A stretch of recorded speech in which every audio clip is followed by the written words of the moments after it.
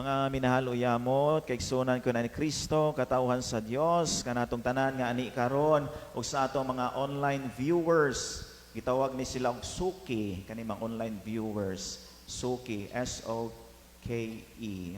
Simbang Kristohanon, Simba Online Kristohanong Eucharistia. Suki. O kanatong tanan nga ani karon maayong buntag. Mayong buntag. O ato na pong dahigog pasalamatan ang Ginoo nga lain na pong kahigayunan nga iyang gihatag kanato sa pagbalaan ni maong adlaw, ang adlaw sa kapistahan sa solemnidad sa balaang lawas ug dugo ni Kristo or Corpus Christi. Muna nga ngayon to siyang pasalamatan, mahimo batang ato siyang hatagan sa masipang pakpak. Karon natong gisaulog ang kapistahan sa Corpus Christi sa Latin o gitawag kinig the body and blood of Christ. Nahinumdom kita sa maong kapistahan or gitawag natog selebrasyon sa Semana Santa, panahon sa Huwebes Santo. Diri namugna or gihatagan jud og bili ang lawas ug dugo ni Kristo. Pero kay tungod naa may gitawag natog pagpasakit o kamatayon mura ba og nawa ang highlight sa gitawag nato og kapistahan sa lawas ug dugo ni Kristo. Mo nang gilahi ni sa simbahan, mo nang karon ato ning gisaulog ang maong solemnidad. Mo na nga inighuman or before ta mahuman sa santos nga misa unya human sa pagpangalawat magprosesyon kita sa balaang lawas ug dugo ni Kristo dinhi lang sa simbahan Toyokra. Pinaagi diha sa gitawag natong monstrance. Maigsuon, nakabantay man siguro ta, labi na sa atong mga mama o papa, o atong mga lolo o lula. Kanang gitawag nato kaniadto og trato. Diba? Kanang naatay tratos. Mga batanon, kay ba mo unsay trato? Wano? Mga kauyaban ba? Mga uyab nato, mga pares o karelasyon, mo nagitawag kaniadto og trato. Kung ang usa ka trato nimo mulangyaw og moadto og laing dapit o lugar niya kay bawo ka nga dugay-dugay pa siya mabalik unsay buhato nato, di ba magbilin ta og gitawag nato kinuptanan. Mga batanon mga gyapon kasabot aning kinuptanan no. Mga souvenir ba karon panahon na souvenir nga nakay ikabili niya aron handumanan nga kung mingawon ka niya mao na imong lantawon kanunay, di ba? Ang uban maghatag kay wala man sila mga alahas, ang uban magbilin og kinuptanan nga mga t-shirts, labakara, sandals, ang uban mga underwear, mga brief o panty. Mao na kinuptanan nga ibilin. Napoy uban nga kanabang nga tubig-tubigan magbilin og alahas. Kwintas ba, singsing ba, or aryos, mo na kinuptanan. Dahil tayo usa ka lalaki ba, manag-uyab, nagauban silang duha. Nya kaning lalaki na sa gikuptan nga singsing. Unya niluhod siya atubangan sa babae. Gikilig ang iyang uyab, siya mag-propose na siguro ni. Perting kiligas sa babae. Nya pagluhod niya, iyang giisa ang singsing sa lalaki, niingon taon ang bae nga, dong, mag-propose na ka dong, imo na kong pakaslan. Ningon po ang lalaki, di oy, mangutanar ko ba, kining sing-sing, maprinda ni. Assuming na po ka kaayo oy. Natay mga kinuptanan, ikabilin. Kasagaran ang ibilin no, sa mga babae, kung wa mo'y butang, ang inyong buhok. Mao man na kaniya to, ibilin ang mga buhok sa babae, kaya di ba na madaot, niya palukpitan atong inyong libro, kaya sa Biblia, o na kaniadto. Unya og mag yabag-yabag ang babae unsay buhaton sa lalaki sa buhok. Ang uban ipabarang. Pero kasagaran kaniadto panahon ang kanang buhok sa babae o magyabag-yabag ang babae unsay buhaton sa lalaki, iyan ang ihukot dito sa alindanaw. Ya paluparon. Nya unsay mahitabo sa babae? Maturiring. Mao man na sa una. Inomdom mo ano sito ding uban no. Ang uban kinuptanan, ang ilang ibilin, panyo sa mga lalaki. Kay wa may bahandi, panyo, kanang ibilin nga panyo sa lalaki, katong panyo, pag nga sinikmahan, Kanang mauga na bitaw ang sikman niya pilon dayon, ya ihatag sa babae sa ngaday, kupti ni day ha isip kinuptanan, ya handuma ko kanunay. Unya mularga day ang babae, unsay buhaton ay ang lalaki unsay buhaton sa babae ug mingawon sa ni gabi iya tong idog ang panyo. Oh, nya inig buntag maor puti yang ananaon sa singot. Ipahit-pahit siyang naong, yawa siya kalibutan nga sinikmahan na dito. Mga kinuptanan. Pero maigsoon, dihay gihatag o gibilin ang Ginoo kanato nga importante o nakahatag og bili nga kinuptanan natong tanan isip mga binunyagan. Unsa kini? Ang iyang lawas o dugo. Ang iyang kinabuhi maoy dako kaayo nga bili nga gibilin sa Ginoo kanato ug maunay usa ka highlight sa atong selebrasyon karon nga ang Dios nagpakatao ni uban kanato nagpakaunod aron masaw-an nato diha sa santos nga Eucharistia. Kinuptanan nga di gayon mawagtang, kinuptanan nga di gayon madugta ug dili malimtan.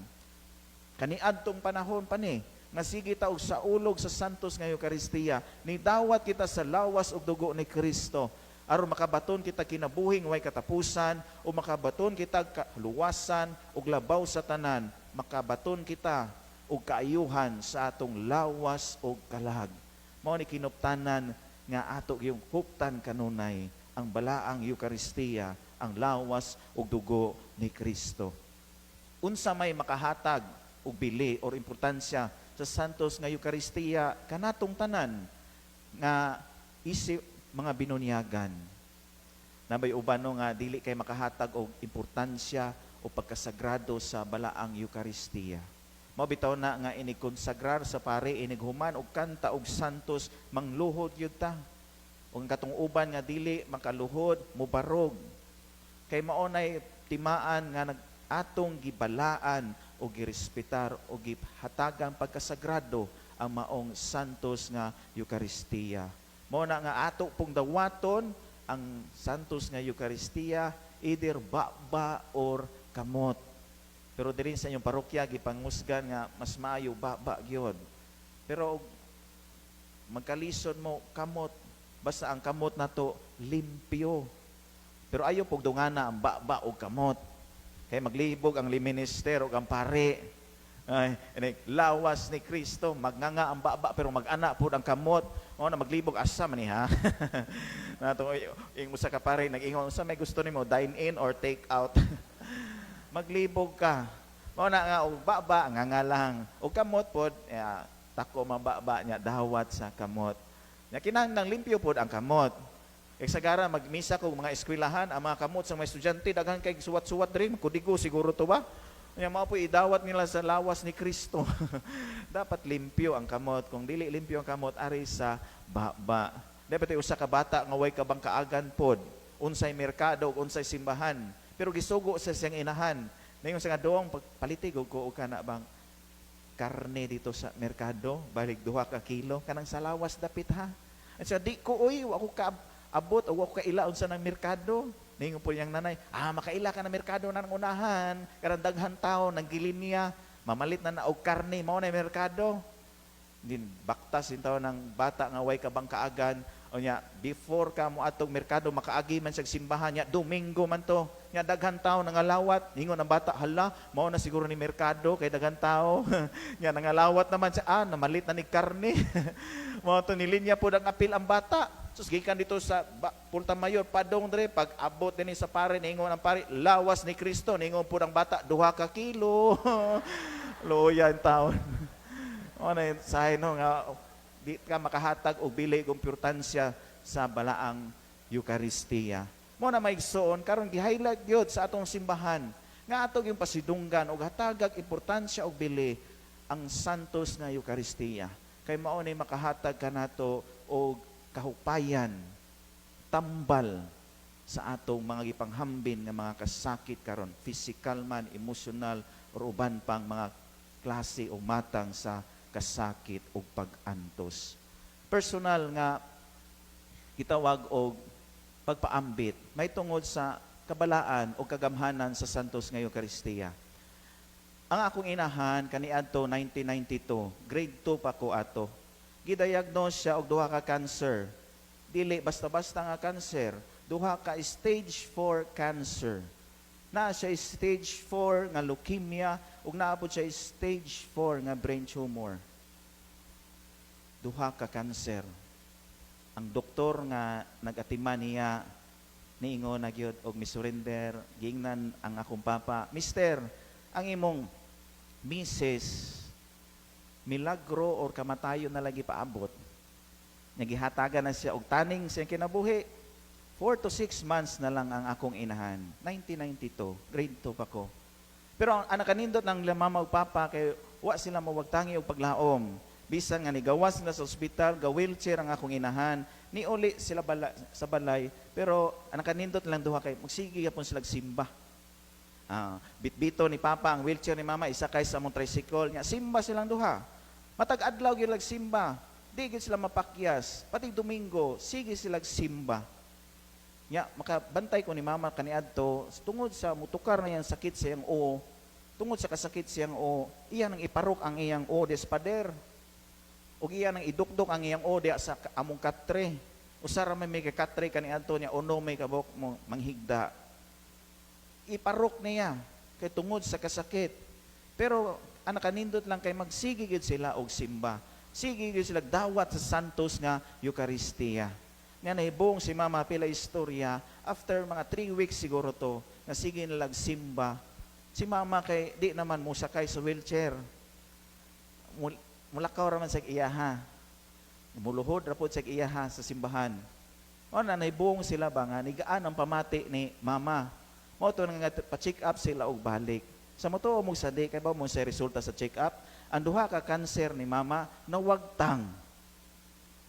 Ang ingon sa doktor nga 4 to 6 months to live baka kuinahan hangtod karon ako mama buhi pa. Mao nay gahom sa Eucharistia. Mao na ang ginaingon nga ang santos nga Eucharistia maghatag yun nato og kahupayan og tambal sa mga kasakit nga atong gihambin karon. Katapusan mga igsuon aron makahatag ta og bili og importansya sa Eucharistia, akong tapuson akong humiliya pinaagi sa usa ka istorya sa fairy tale. O fairy tale di magyud ni tinuod, pero naay pagtulunan niini. Once upon a time nga ang tanan mga binuhat daw sa Ginoo makasulti makakita og makadungog. O diha day usa ka sagbot nga nag self pity sa iyang kaugalingon. Ningon ang kaila mong sagbot? Ang kanang naa sa gawas ba? Nga nasa yuta inyong tamak-tamakan. Ingon ang sagbot, poor me. Sagbot ko, hangtod sa kahangturan, sagbot gihapon ko.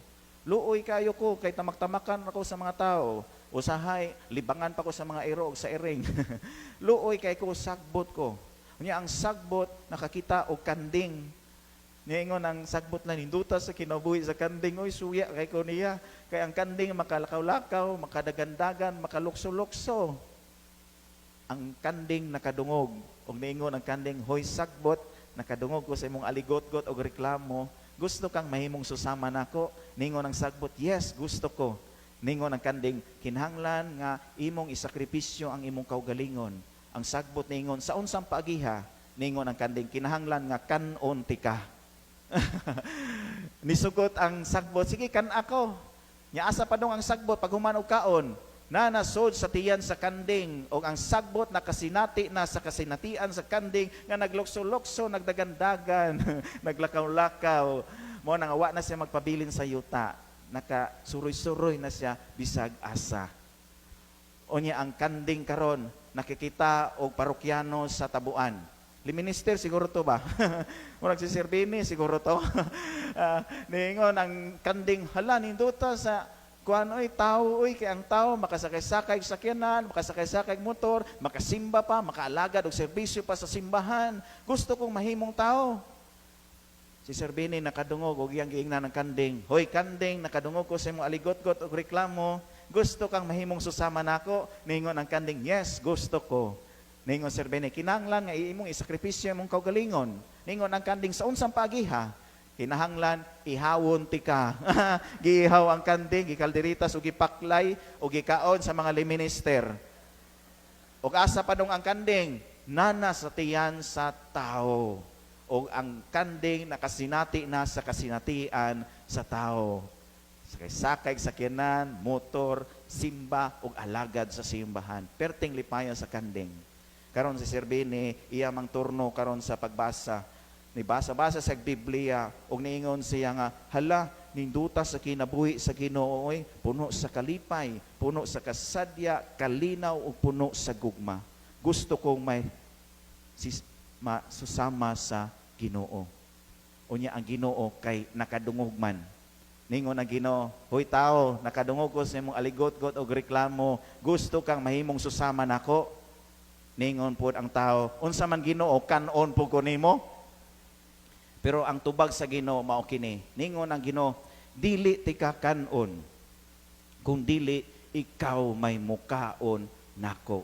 Ug maunay nahitabo sa santos nga Eucharistia nga ang kikaon nato ang lawas ug dugo ni Kristo. Ang pulong nagpakatao ni uban kanato, nagpalangsang sa cross, nagpakamatay ug nagpakaunod aron atong sawhan, atong makaon, aron kitang tanan makatagamtam og kinabuhing way katapusan o makatagamtam kitag kahupayan sa atong mga kasakit, kalisod sa atong kinabuhi nga atong gihambin karon. Amen.